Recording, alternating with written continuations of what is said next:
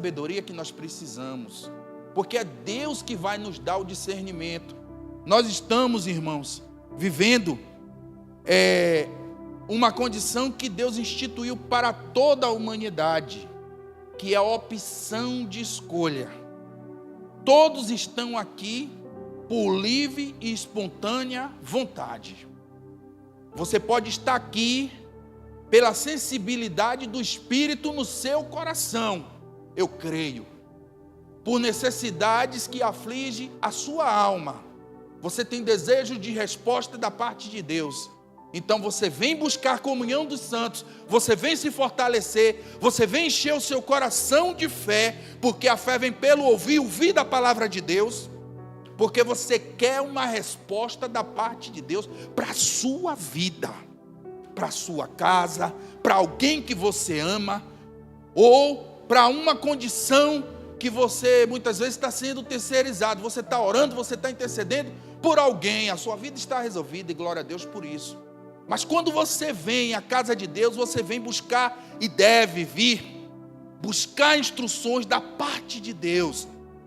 A palavra diz que nós devemos, o apóstolo Paulo diz isso, devemos escutar de tudo, mas reter apenas o que é bom. E para que você busque de tudo e saiba reter o que é bom, você precisa ter conhecimento. E você só tem conhecimento com profundidade. Porque o que está na superfície geralmente não vai lhe dar a resposta que está entranhada na sua alma. A dúvida que permeia muitas vezes o seu coração, ela passa por uma busca e uma resposta da parte de Deus. Essa resposta ela vem de diversas formas e diversos sinais. Mas que você só vai ter esse sinal, essa resposta, você mesmo buscando. E como eu disse, na sua opção de escolha, que você escolha a melhor parte. A palavra diz que Jesus chegou em uma casa, se sentou e tinham duas irmãs. Uma estava preocupada, fazendo um monte de coisas dentro de casa, arrumando, ajeitando, e a outra se debruçou aos pés do mestre e começou a adorá-lo. E quando ele pergunta a ela por que ela está tão afadigada, tão atarefada, ela estava tão preocupada com os afazeres, e ele diz, que Maria escolheu a melhor parte. Escolher a melhor parte é um posicionamento de sabedoria. Escolher estar na presença de Deus é a minha melhor opção, é a sua melhor opção. Sempre será. Tudo que tiver na balança, Deus em primeiro lugar. Se tiver algo para escolher, escolha Deus. Escolha as coisas de Deus. Escolha as coisas do alto. Muitas vezes, você vai pagar um preço grande por essa escolha. Vai pagar um preço, mas haverá recompensa. Haverá um galardão. Haverá uma situação onde Deus trará um regozijo para a tua alma, porque o Senhor não nos deve e não nos deixa em falta de nada. Ele nos sacia de todas as maneiras, mas para isso é preciso ter entendimento do que buscar, da forma que buscar. Salomão, ele foi criado e forjado pelo seu pai Davi, e ele foi um dos filhos mais próximos de Davi, porque ele já foi filho na velhice de Davi. Haja vista que quando Davi morre, ele é um dos poucos filhos que está próximo de Davi. E nesse livro no livro de Reis, de Crônicas, quando Davi está indo embora, está morrendo, ele começa a dar instruções. E todas essas instruções já vão sendo guardadas dentro do coração de Salomão. E por isso, quando o Senhor o convida, o argui, o questiona, o que queres? E eu te darei. Ele pede sabedoria. E ele pede sabedoria numa condição de observar a estrutura que o seu pai tinha deixado sobre as suas mãos. Era um homem jovem, que não tinha sido adestrado na guerra, como seus irmãos. Ele foi criado no palácio, Muito embora forjado por escribas, ele sabia ler e escrever, era muito bom em matemática, haja vista que o seu reinado ele prosperou muitíssimo, ele era um grande mercador, um ótimo comerciante, porque ele aprendeu todas essas coisas, porque ele vivia dentro do palácio, próximo dos ministros de Davi e próximo do seu próprio pai, observando a administração de Davi. Ele não foi um guerreiro, e por isso Deus já preparou nessa época um reinado de paz sobre Israel. E ele pede sabedoria e o Senhor o dá. Só que a sabedoria por si só, dada por Deus, ela precisa ser tratada com respeito. E eu queria dizer para os irmãos aqui, aquilo que Deus te dá, zele por isso. Cuide disso. Não desfaça, não desdenhe, não brinque com as coisas de Deus. Aquilo que Deus confia nas suas mãos, você é especial, Ele confiou para você. Cuide disso, cuide com amor, cuide com zelo, cuide com o interesse da sua alma, porque Deus está olhando para você com bons olhos, e Deus olhou para Salomão e deu para ele, não apenas o que ele pediu, e muito mais. O Senhor deu um decreto que até os dias de hoje, você pode pensar aí, nos maiores bilionários, pegar a revista Forbes e observar ali o patrimônio, nenhum deles vai chegar à riqueza que Salomão obteve. Porque isso é o que diz a palavra. Que nem os linhos, nem os lírios do campo se vestiram e foram tão bem adornados quanto Salomão teve. E no início do seu reinado, Salomão começa cercado de boas instruções, porque ele estava próximo de Deus. Mas chega um momento que, cercado por toda aquela oferta de manjares e de coisas que aos olhos humanos saltava materialmente, ele começa a se apaixonar e ele começa a se envolver, e nesse envolvimento ele se perde no seu reinado. Ele faz alianças que o Senhor não mandou ele fazer, ele toma posicionamentos que Deus não autorizou ele tomar, e Deus vai advertindo a Salomão, Deus vai dando conselhos, Deus vai tentando trazer Salomão de volta para a essência de quando ele iniciou a sua trajetória como rei. Ele vai e faz aliança com nações que eram inimigas de Israel, alegando que estava promovendo a paz, quando Deus já tinha instituído a paz sobre Israel. O reinado dele praticamente não houve nenhum tipo de conflito. Era um reinado calmo, sem nenhum tipo de tempestade. Mas ainda assim, o homem, ele é falho. E ele começou na sua inquietude mexer pelos poderes que tinham sobre as suas mãos. E ele foi casando com diversas mulheres de nações diferentes, com cultos pagãos, e trouxe para a casa do Senhor o paganismo.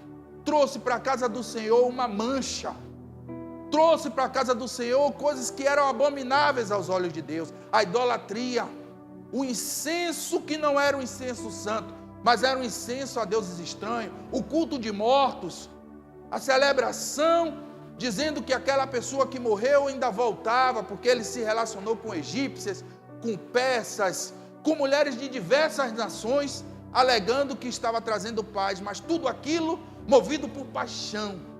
E esse é o grande adversário da sabedoria, é a paixão. O que é a paixão? A paixão é um ímpeto, é uma ação que você toma sem ouvir o conselho, sem parar, sem pensar. A paixão é uma coisa prazerosa, momentânea, é o início do namoro, né? Quem já se apaixonou sabe mais ou menos, essa é a paixão. A paixão é quando você chega no shopping, que você vê uma vitrine, às vezes você tem um dinheiro e você compra algo, depois que você paga, que você sai dali, vem dentro de você um arrependimento, porque faltou sabedoria. Você comprou algo que não precisava, de repente você vai se endividar, de repente você vai atrapalhar algum processo que já estava evoluindo na sua vida, porque faltou instrução. Você não ouviu a voz de Deus. Você não deixou que verdadeiramente o Espírito falasse com você. E isso acontece dentro da igreja. Isso acontece nos ministérios. Às vezes, nós estamos tomados por uma paixão e colocamos posicionamentos dentro da igreja que não é a vontade de Deus. E aquilo se reflete numa paralisação ministerial. Aquilo se reflete muitas vezes num debandamento geral. Por quê? Porque houve paixão, deixou de ouvir a voz do Espírito. A palavra de Deus, lá em Tiago 3, ela fala sobre as características da sabedoria. E uma das características da sabedoria é a paz. Eu me lembro que há um tempo atrás eu rodava aplicativo, eu transportei uma mulher. E ela estava falando para mim, ela começou a relatar um relacionamento que ela estava tendo, desabafando. E ela falando, moço, eu já vi que o senhor é um homem de Deus, não sei o quê. E ela viu Bíblia, viu o rádio tocando canções, o louvor, enfim. O ambiente todo dentro do carro, assim, espiritual. Ela aí falou assim, eu queria que o senhor me desse um conselho. Será que esse relacionamento é ou não é de Deus? Aí eu falei assim para ela, tem paz? Você se sente em paz? A resposta que ela me disse é, às vezes eu sinto, às vezes não. Tem hora que está tudo bem, mas tem hora que não está. Eu disse, então isso não é de Deus. Porque quando é de Deus, vem uma paz que excede a todo entendimento. Se tem calmaria no seu coração, tem a bênção de Deus. Me desculpe falar isso para você, você está apaixonada. E nada do que eu te disser aqui, contrário à resposta que você gostaria de ouvir, vai ser bom. Você gostaria que eu te dissesse que é. Mas eu posso te dizer que no futuro, se nós nos encontrarmos, você vai me dizer que, para a glória de Deus, eu estava certo. Por quê? Porque a paixão, ela contamina, ela ofusca, ela não deixa que você veja verdadeiramente o que é a paz que excede a todo entendimento. A paz que excede a todo entendimento, ela nos dá condição de escolha. E é isso que traz a sabedoria para a nossa vida. O que fez José governador do Egito foi a sabedoria das suas palavras. A inteligência de saber armazenar, de saber estocar naquele momento em que a bonança estava acontecendo sobre uma colheita, ele soube guardar, ele soube armazenar para depois, quando as nações no mundo passaram em falta, ele colocar um preço para oferecer algo que ninguém tinha para vender. E como todos precisavam se alimentar, porque senão os povos iriam morrer, pagavam o preço. E naquilo ali, o que se deu? O reflexo daquilo ali, o resultado. O império egípcio cresceu absurdamente, prosperou. Por que prosperou? Porque houve um ágio no preço das coisas. As outras nações estavam quebradas, só sabiam dar alimento, havia seca. Ele tinha a chave do mistério, porque a revelação veio para ele. A revelação que ele chega diante de Faraó e dá a tradução dos sonhos é para um tempo de bonança e depois um tempo de terrível sequidão. E quando ele usa da sabedoria em construir galpões para armazenar os cereais, para estocar tudo aquilo, é porque depois daquele tempo as outras nações não sabiam. Era um segredo de Deus que ele revela a Faraó e que provavelmente a Bíblia não relata, mas deve ter ficado guardado entre Faraó, José e o próprio Deus. Nem os ministros, as pessoas que rodeavam José, as que sabiam do que iria acontecer. E quando vem aquele período terrível, ele consegue expandir o império dos egípcios, e aquele império, aquela constituição, ela se reflete em uma multiplicação e que vai servir no futuro, quando Moisés leva o povo, sai de lá.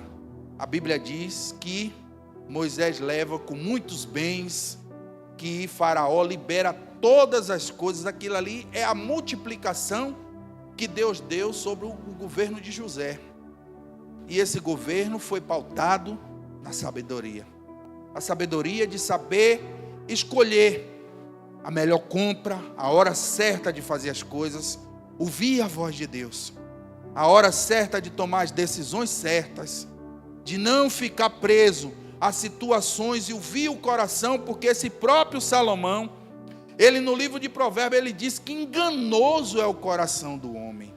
E a maioria desses escritos de Provérbios é um Salomão maduro, um homem experimentado, um homem que já sofreu e que já se decepcionou e que tenta de alguma forma passar que tudo é vaidade, que tudo passa, que melhor é o final de todas as coisas do que o começo delas, de que uma casa com paz é melhor do que um banquete cheio de corrupção.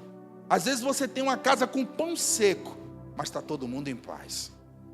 E de repente você chega em um lugar onde há fartura de alimentos, mas não há a presença de Deus. Porque onde tem paz, tem a presença de Deus. Onde tem algazarra, onde tem gritaria, onde tem confusão, ali Deus não está. Deus está onde há paz. Tudo que você for fazer, a paz que excede a todo entendimento, ela tem que tomar o seu coração. Se você vai tomar uma decisão de comprar, a paz que excede a todo entendimento vai te dizer a hora certa de comprar. Se você vai tomar o posicionamento de vender, a paz que excede a todo entendimento vai te dizer a hora certa de vender, vai te colocar em conexões para que você possa vender da melhor maneira, para que você possa exercer aquele fruto, aquele ganho, e para que seja justo para você e para outra parte. Isso é a sabedoria da parte de Deus. Não adianta eu e você escolhermos fazer do nosso jeito, porque o mundo lá fora, ele é posicionado pelas próprias vontades, mas o crente, o verdadeiro cristão, o verdadeiro adorador, aquele que anda na presença de Deus, ele busca orientação para tudo na vida dele, da parte de Deus. Porque quando ele não toma essa orientação, certamente ele vai perecer, ele vai tropeçar, ele vai escorregar, ele vai fechar alguma porta, ele vai paralisar algum caminho, ele vai travar algumas coisas. Por quê? Porque faltou instrução da parte de Deus. Eu me recordo que no ano de 2005, eu trabalhava em um hotel e eu ganhava bem, ganhava gorjetas, enfim. E fui juntando muito dinheiro. E quando chegou em 2006, no final, eu tinha um dinheiro, um bom montante que dava para comprar um carro zero. E eu tinha uma vida assim, não estava na presença de Deus, estava andando com pessoas assim, de vida promíscua, não usava droga, mas bebia muito, se prostituía, não do ponto de vista de vender o corpo, mas de se relacionar com várias mulheres, enfim. E eu me recordo que eu fui para um show, no mês de dezembro, e eu conheci uma mulher nesse show. E acreditem, irmãos, o show foi no dia 9 de dezembro. 2006, eu gastei 31 mil reais em 23 dias. Cada dia eu saía para um lugar diferente, fazia um monte de loucuras, camarotes, andando em lugares assim, saindo, indo para hotéis, teto solar, apertava o controle, o teto se abria, fazendo um monte de coisas com minhas economias que sabiamente, mesmo distante da presença de Deus, eu consegui juntar. Em 22 dias, quando eu voltei de férias para trabalhar, eu tive que tirar o limite do banco para pagar a pensão da minha filha mais velha, porque eu tenho uma filha mais velha, né? Imagine aí, o Celta, que era o carro dos meus sonhos, era 22 mil reais, eu tinha 31, eu gastei os 31, todo, ainda fiquei devendo. Sabe por quê? Cada dia eu ia num restaurante, gastava 500, 700, 1.500, 2.000, tudo pela paixão, cego, sem ver, sem dar ouvidos, distante da promessa de Deus. Mesmo longe dos caminhos do Senhor, minha mãe já era cristã, e foi eu que levei ela para Jesus, como ela está até hoje, pela misericórdia. E ela falava: meu filho, não deixe de dar o dízimo, não deixe de ofertar. E era o que salvava as minhas finanças. Mas ela não tinha controle, nem sabia do que eu ganhava, nem do que eu tinha guardado. E eu me perdi de tudo isso por vaidade. Quando eu vejo esse texto de Salomão, que ele diz que tudo é vaidade, eu lembro dessa época. Depois que passou essa paixão, depois que passou o calor de todas essas coisas que eu fiz, sabe o que é que sobrou? Uma palavra que é pior do que uma navalha, que se chama arrependimento. Quando a gente não tem sabedoria, essa é uma palavra que corta, que machuca, que não precisa ser um murro no fígado ou no queixo. Arrependimento. Ah, se eu tivesse ouvido a voz de Deus. Ah, se eu tivesse ouvido os conselhos da minha mãe. Quando Salomão diz: ouve as instruções do teu pai e da tua mãe, para que os teus dias se prolonguem. Honra o teu pai e a tua mãe, para que os teus dias na terra sejam longevos. Quando a gente fala, anda na presença de Deus, a gente ouve essa palavra e muitas vezes ela é dura, mas ela é necessária. A palavra de Deus, ela vai sempre nos confrontar, ela vai sempre nos pôr numa condição de autoanálise e principalmente numa opção de escolha. Mas se não houver sabedoria, sabedoria para falar, sabedoria para entrar e para sair, sabedoria para andar e para parar, para calar e para sorrir, para gritar e para ficar em silêncio, para ouvir a voz do Altíssimo, a gente vai entrar em precipício, vamos tomar atitudes e que muitas vezes são difíceis de se reverter. E por trás de todo posicionamento, de toda atitude, de todo passo que eu e você damos, há uma palavra dura que se chama preço. Você paga o preço pela sua escolha. Você paga o preço pela sua opção. Esse livre-arbítrio que o Senhor institui sobre nós, ele não serve apenas para o grande dia onde nos encontraremos diante do livro e ele vai dizer assim, estarão ali os secretários lendo, olha, o Raimundo foi isso. Mas no final, como está lá, né, a maioria dos homens de Deus diz o quê? Farto morreu de uma boa velhice, como Jó, como Moisés. Isso foram escolhas que nós fizemos. Essas escolhas estão na nossa mão. O poder de decisão, você tem a decisão de escolher o melhor caminho para a sua vida. Ninguém está aqui forçado. Ninguém está aqui verdadeiramente sendo acuado por uma arma, por nenhum tipo de ameaça. Não. Você está aqui, primeiramente, eu creio, pelo amor a Deus acima de todas as coisas.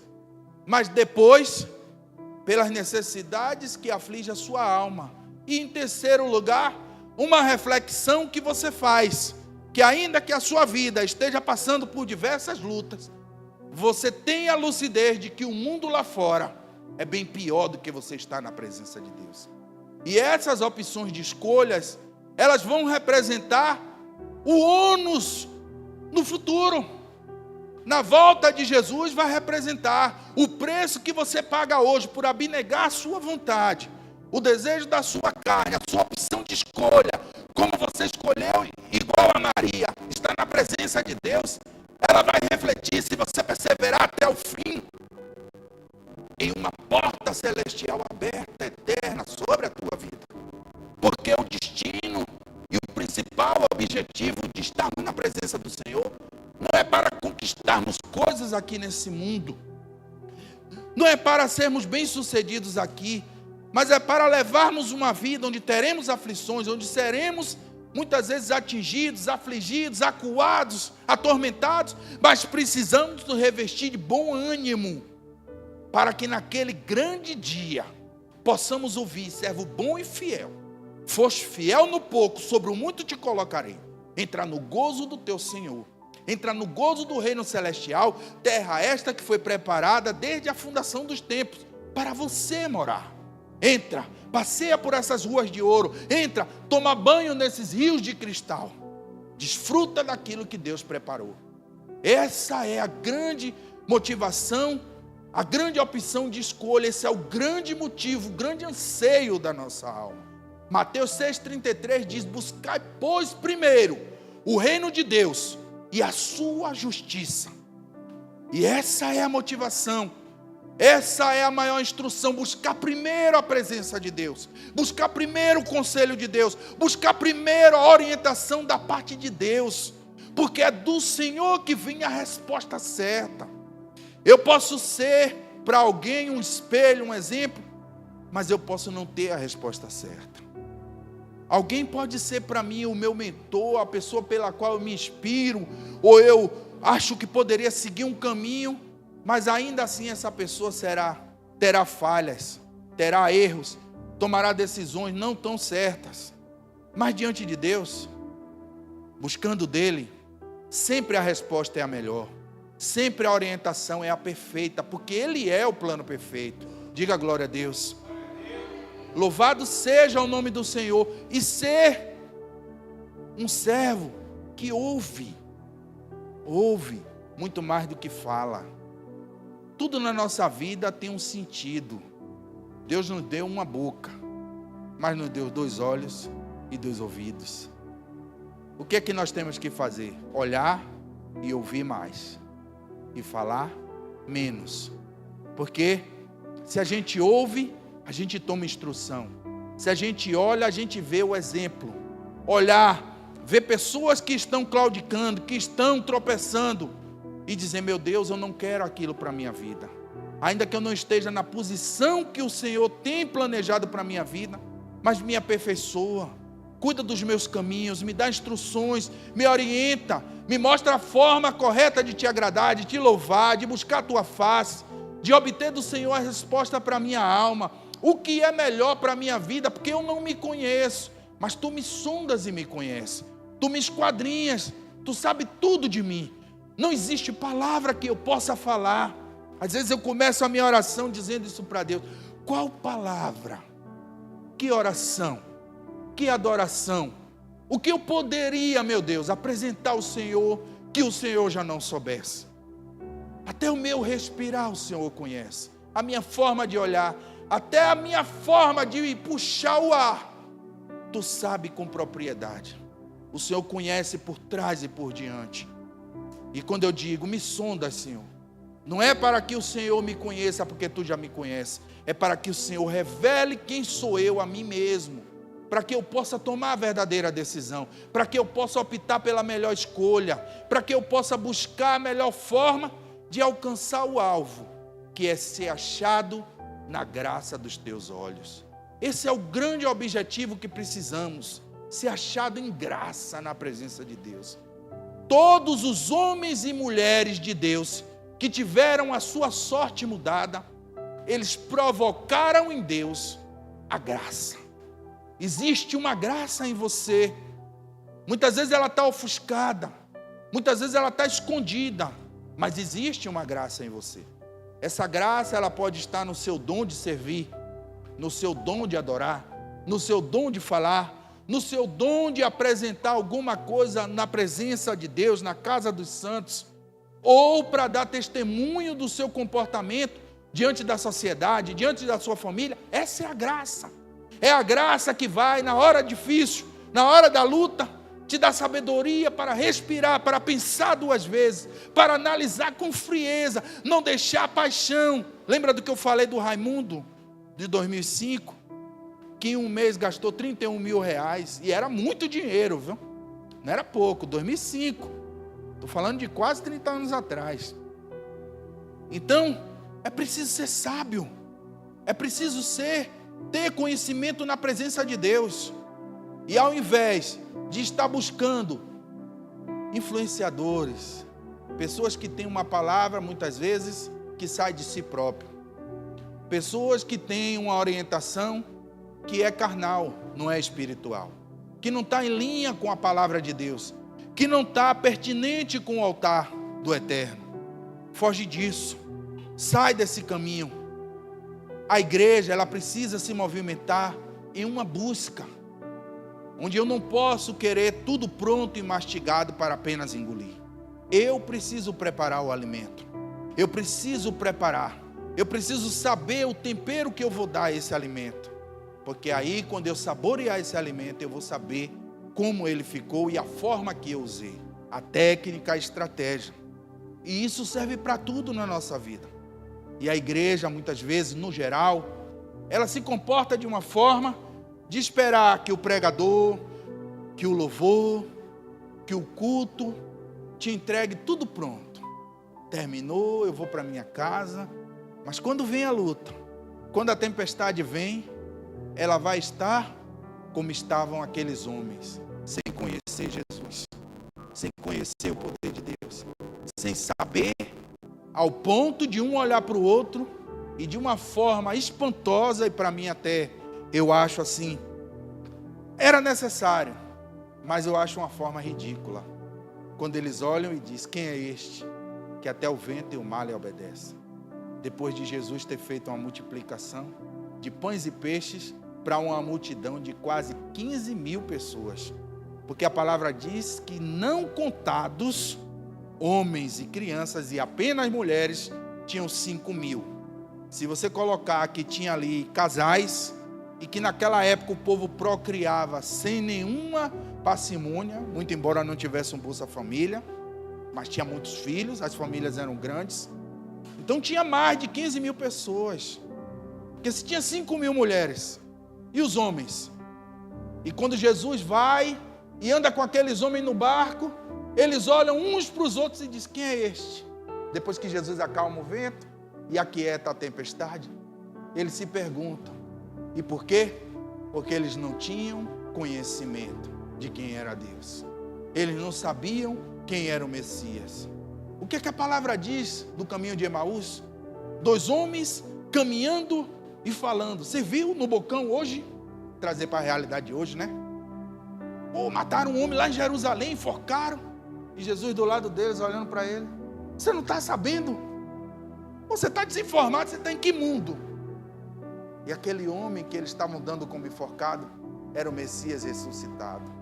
E às vezes Jesus está batendo na sua porta, na sua casa, está andando com você, está te dando os sinais, está te mostrando o caminho a seguir, está te dizendo: um caminho de morte, um caminho de vida. Escolhe, pois, a vida. Escolhe, pois, abrir mão da sua própria vontade. Escolhe, pois, pagar o preço para me adorar, porque eu te recompensarei. Escolhe, pois, negar seu próprio desejo, mas eu saciarei a tua alma. E às vezes nós estamos: não é a voz de Deus. Quem é esse que está falando? E quando a gente não identifica, é porque a gente não conhece. Uma das experiências que eu tenho são os meus filhos. Às vezes eu brinco com eles no escuro, de noite, assim, antes de dormir. E aí eu mudo a voz. Às vezes eu chego, eles já estão deitados. Ele: pai. Aí eu mudo a voz. E aí Esther fala: esse não é o meu pai. Essa voz está estranha. E aí aquilo ali, Deus já ministra no meu coração. Nós conhecemos a voz do Pai. Por quê? Porque andamos com o Pai. Porque todos os dias o meu Pai fala comigo. E quando o meu Pai fala comigo, eu sei que é a voz de Deus.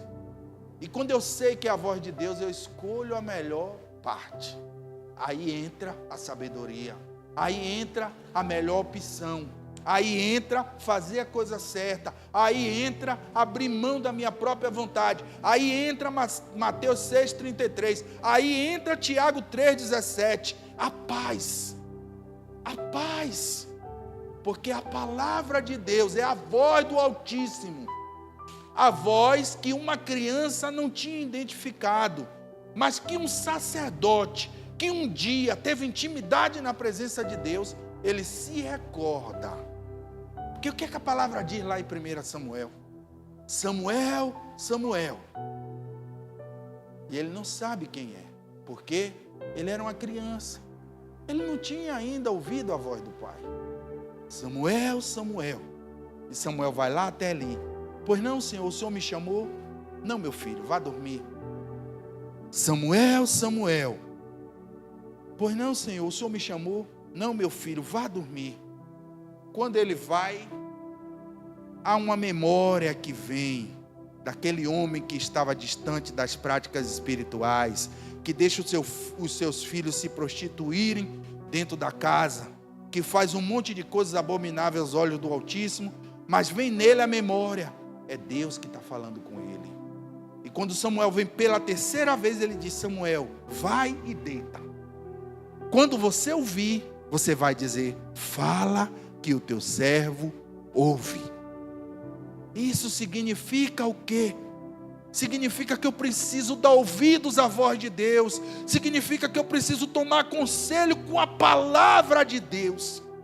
E se eu for tomar conselho com um homem que seja pautado na palavra, que se eu for buscar instrução, que essa instrução venha da palavra de Deus, que essa pessoa abra o livro, as escrituras sagradas, para me dar uma instrução daquilo que é direto do trono da graça.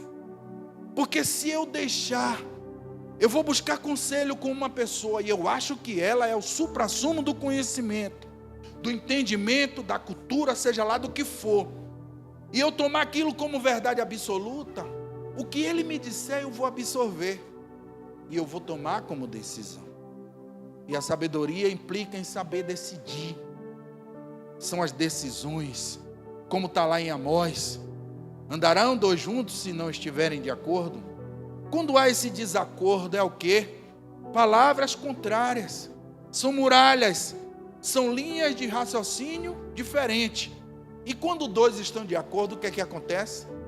Eles se casam, eles falam a mesma língua, eles podem até vir de origens, de traços diferentes, de situações contrárias, mas o Pai que os une em amor e sabedoria, Ele faz com que os dois consigam entrar em acordo.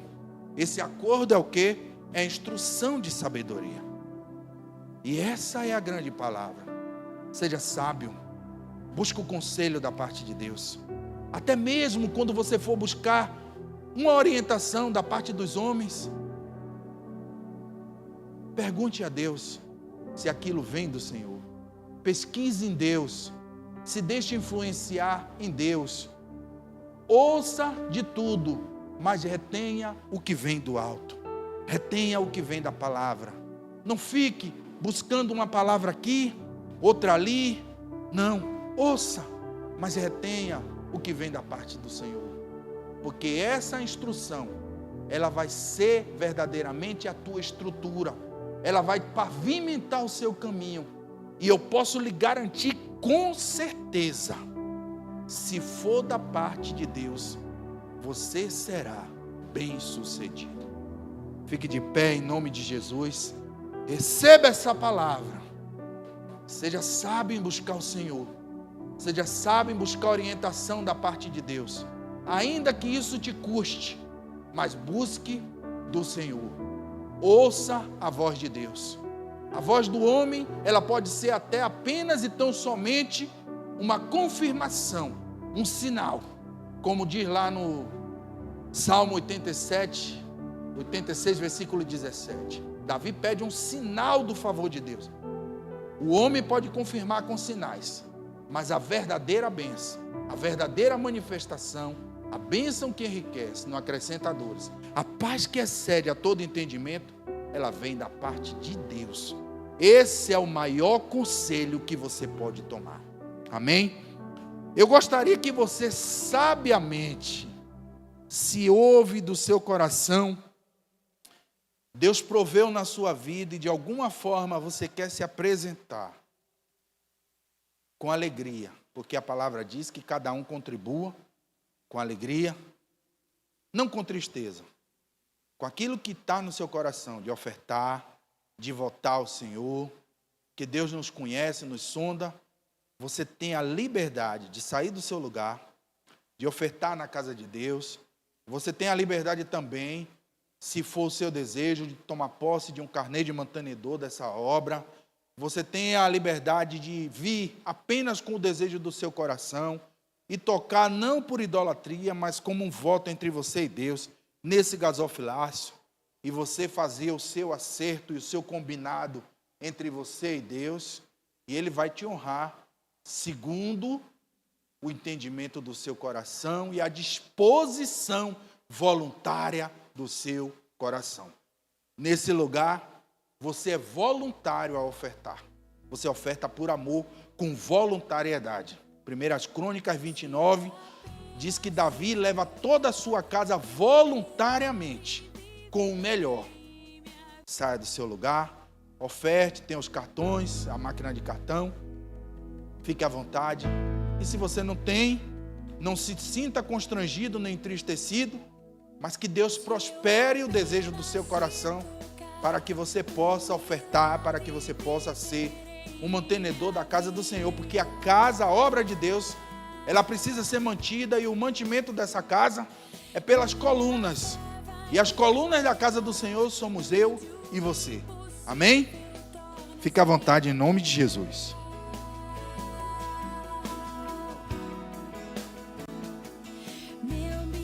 Nós temos também a chave Pix. Se alguém quiser digitar ou usar o QR Code, fique à vontade em nome de Jesus.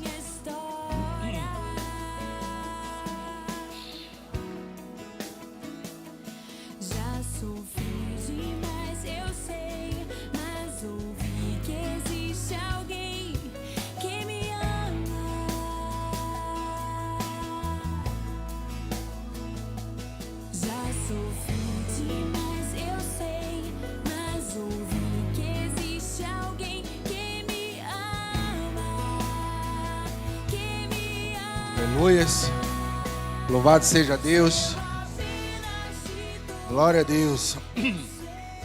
Vamos orar. Vamos agradecer a Deus. Eu digo sempre isso. Há uma chave de oração onde eu sempre tenho passado, todas as vezes que eu ministro e que o Senhor toca em mim a respeito dessa coisa. Essa é uma chave, irmãos, que muitas vezes nós amaldiçoamos o que apresentamos. Nós não oramos por oferta. Nós não oramos por quem ofertou. Nós oramos pela voluntariedade do coração. Porque quando você ora pela oferta, você está adorando a Mamon, o Deus do dinheiro. Quando você ora pela pessoa que ofertou, você está idolatrando o homem de pau, o homem que é pó e perecível, pecador. Mas quando você ora pela voluntariedade do coração, você ora pelo toque do Espírito Santo. Isso está lá em Êxodo 35, não sou eu que falo. Está lá em 1 Crônicas 29, é a disposição. Paulo fala, cada um contribua com o que propôs no seu coração. É entre você e Deus. A liberdade é a escolha, a opção é sua. Então ore pela voluntariedade do seu coração, porque o que move você não pode ser a sua condição desfavorável momentaneamente, não pode ser o desejo de ser abençoado financeiramente, de conquistar algo da parte de Deus, mas sim a gratidão por tudo aquilo que o Senhor já fez, que foi entregar o seu Filho, como está lá em João 3,16, no amor incondicional, por preparar um caminho de salvação e vida eterna. Essa tem que ser a nossa disposição. Todas as outras coisas que nós buscarmos é apenas um acréscimo. Isso é o que diz Mateus 6,33. As outras coisas vos serão acrescentadas. Tudo que vier da parte de Deus para a nossa vida é apenas e tão somente um acréscimo. É R$1 bilhão, é um acréscimo. É 1 bilhão, é um acréscimo. Nada pode ser maior do que a voluntariedade de estar na presença de Deus. Você está aqui voluntariamente. Eu louvo a Deus pela vida de cada pessoa que veio essa noite. Eu louvo a Deus por estar aqui nesse altar mais uma vez. Eu espero ter sido instrumento do Senhor para trazer essa palavra nessa noite. E eu agradeço, Deus, pela voluntariedade do coração dos meus irmãos, a minha voluntariedade de ofertar no serviço, desde os adoradores, os técnicos, os diáconos dessa casa, os mordomos, as pessoas que fazem o serviço da tua obra.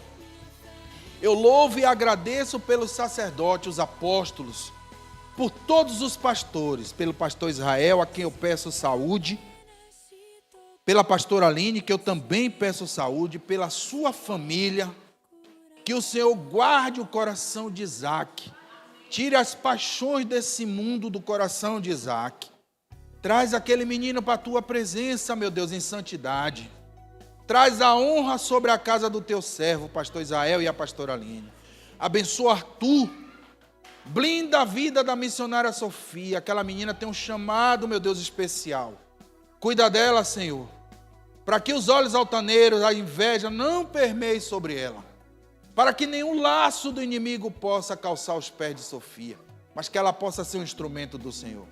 Abençoa a pastora Edileuza e todo o serviço que ela tem feito nessa casa. Abençoa o irmão Ernesto, abençoa os seus 6 filhos. Prospera a vida deles, Deus. Abençoa o comércio do irmão Ernesto. Abençoa a pastora Nalva, o seu casamento, o irmão Lázaro, que eu profetizo. Esse é o ano do filho pródigo. Lázaro, volta. Volta, Lázaro. Lázaro, vem para fora. E fora é dentro da presença de Deus. Volta, Lázaro, para o altar. Volta, Lázaro, para a presença de Deus. Em honra para a tua serva. Compensa e recompensa ela por tudo que ela tem feito na administração da tua casa. Abençoa a pastora Gilda na sua disposição, na sua humildade, na sua sabedoria, no seu entendimento de falar do teu amor. Cuida do coração dela onde ela estiver. Cuida da família dela, da filha dela, dos sobrinhos, das irmãs. Cuida dos negócios da família da pastora Gilda. Abençoa os intercessores dessa casa, meu Deus. Ao casal, o irmão Carlos e a irmã Nete, a irmã Vaneide. Abençoa o irmão Judásio. Abençoa a irmã Cândida. Abençoa, meu Deus, a Paulo, Senhor. Eu repreendo todo levante no teu casamento. Toda barreira, toda muralha do teu coração e da tua esposa, eu denuncio e repreendo. O nosso Deus é Deus de reconciliação. É Deus de manifestação de poder. E a última palavra não é sua nem da irmã. A última palavra vem da parte de Deus. É Deus que vai manifestar poder. Abençoa a todos os intercessores, os diáconos, a todos que fazem o serviço, a irmã Lúcia, as pessoas que tomam conta das crianças, a esses homens que fazem a técnica dessa casa, ao Jonatas e ao Fábio. Recompensa o Senhor poderosamente. Dá a eles a resposta que a alma dele necessita e deseja. Recompensa-os como está lá em 1 Coríntios 15, 58. Dá sobre eles essa manifestação. Cumpre os teus propósitos dentro da tua casa. Abençoa os apóstolos, Senhor. Abençoa, meu Deus, os 3 filhos. Cuida de Samuel, de Rebeca, de Raquel. Cuida de Carla. Cuida de Helena, meu Deus, que tem um papel de sucessão nesse altar, Senhor. Cuida para que ela não se perca, meu Deus, em nome de Jesus. Cuida do pastor Carlos, da irmã Lu, de Fernanda, do genro do pastor Carlos. Cuida de todos os tocadores, dos adoradores, de quem está à frente da adoração dessa casa. Cuida, Senhor, em nome de Jesus. Cuida da intercessão, cuida da recepção, cuida de todos aqueles que trazem a palavra nesse lugar. Oh, meu Deus, se faltou algum dos teus servos oficiais, que o Senhor possa verdadeiramente lembrar deles, Senhor. Cuida da tua casa, Senhor. Cuida das famílias, blinda essas crianças, Senhor, de toda sedução. Cuida da família Manaim. Não deixe que as influências, meu Deus, tome conta do coração, mas que a palavra, que excede a todo entendimento, junto com a paz, seja permeada. Que a sabedoria tome conta do coração do teu povo. Que essa igreja, meu Deus, ela possa ser reconhecida e conhecida como uma casa de paz, como um lugar onde o entendimento e o conhecimento do Senhor salta sobre todas as coisas. Que todas as escolhas e opções, que todas as decisões, elas sejam pautadas e autorizadas pelo Senhor. Cuida da minha casa, da minha família, do meu casamento, da minha mulher, dos meus 3 filhos, Senhor. Cuida do meu caminho. Abençoa a minha sogra e toda a minha família. Abençoa a minha mãe, Senhor. Oh, meu Deus, cuida dos meus irmãos. E cuida de cada um que está nesse lugar. Abençoa, Senhor. Despede-os cheios da tua presença. Cerca-os por trás e por diante. Dá a eles a bênção do Salmo 91, versículo 7. Que diz que 1000 cairão ao teu lado e 10.000 à tua direita. Ah, meu Deus, que nenhuma flecha, que nenhum dado inflamado, que nenhuma sentença contrária, que nenhuma língua torpe, que nenhuma palavra de desânimo, como foi a boca de Sambalate, Tobias e Gesem, que queria paralisar a obra do Senhor, possa tentar frear aquilo que é o tratamento do Senhor na vida dos teus servos. Eu abençoo esse lugar, eu te abençoo com paz, e que seja uma semana de milagres poderosos da parte de Deus. Que você nem precise abrir a boca para pedir, mas que o seu coração seja grato a todo momento. E que ao acordar e ao deitar, você só tenha esta palavra para dizer: eu te agradeço, eu te agradeço, eu te louvo, meu Deus de amor. Que o amor de Deus Pai, que a graça consoladora do Espírito Santo, que a paz que excede a todo entendimento, que a bênção dos altos céus, que esse mês de março seja um mês da multiplicação, da sabedoria, da paz, do entendimento, seja o mês que vai marcar um divisor de águas para um novo tempo, que o Senhor te leve e te guarde debaixo das suas asas, protegida e sendo guiado e instruído por uma voz que traz paz ao nosso coração e que nós conhecemos e entendemos que é a voz de Deus. Ouça a voz do Senhor e que Deus te leve debaixo de uma grande nuvem